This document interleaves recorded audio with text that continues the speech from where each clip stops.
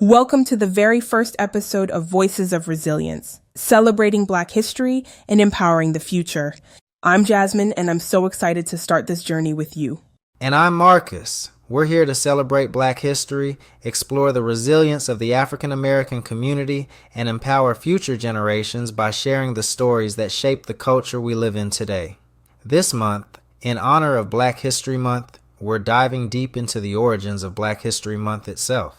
That's right, Marcus. Today, we're talking about the incredible legacy of Carter G. Woodson, the father of Black history, and how his vision for Negro History Week eventually led to what we now celebrate as Black History Month. It's an inspiring story of how one man's dedication to preserving and promoting African American history sparked a movement that's now recognized worldwide.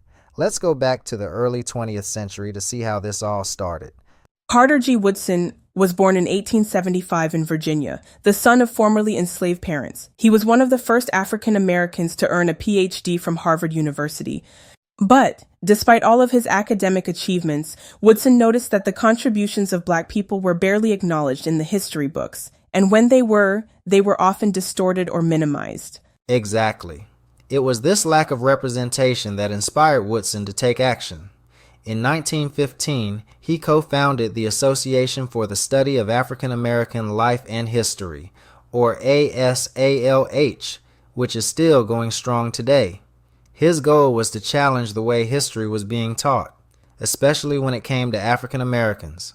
One of his major accomplishments was the creation of Negro History Week in 1926. He chose the second week of February to coincide with the birthdays of two influential figures in Black history, Abraham Lincoln, who issued the Emancipation Proclamation, and Frederick Douglass, a former enslaved man who became a leading abolitionist and writer.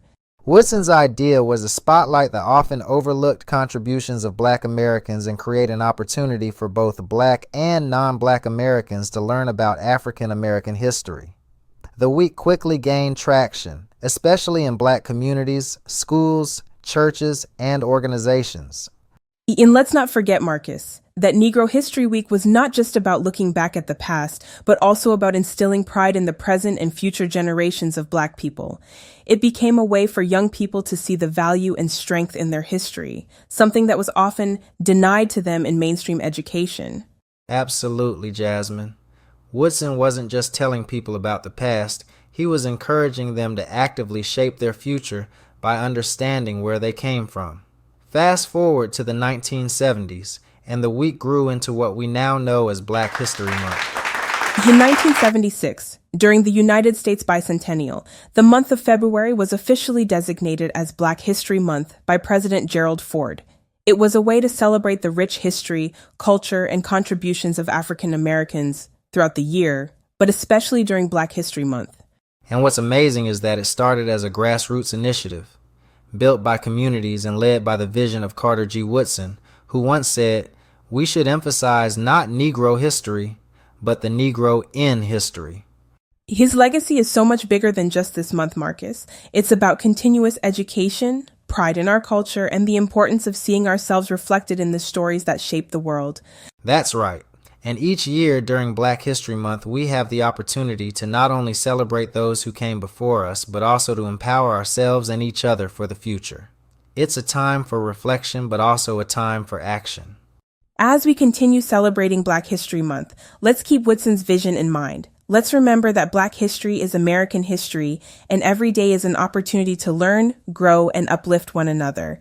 Before we wrap up, I want to encourage our listeners to get involved. Research the people, places, and events that have shaped Black history. Share that knowledge with others and carry the legacy forward.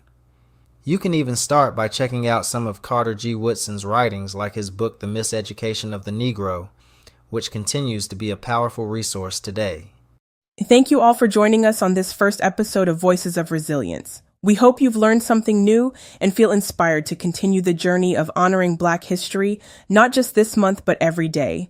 Stay tuned for more episodes as we dive deeper into the stories, struggles, and triumphs of the African American experience. We'll be back soon with more stories of resilience, empowerment, and the bright future ahead. Until then, keep celebrating Black history and empowering the next generation. See you next time.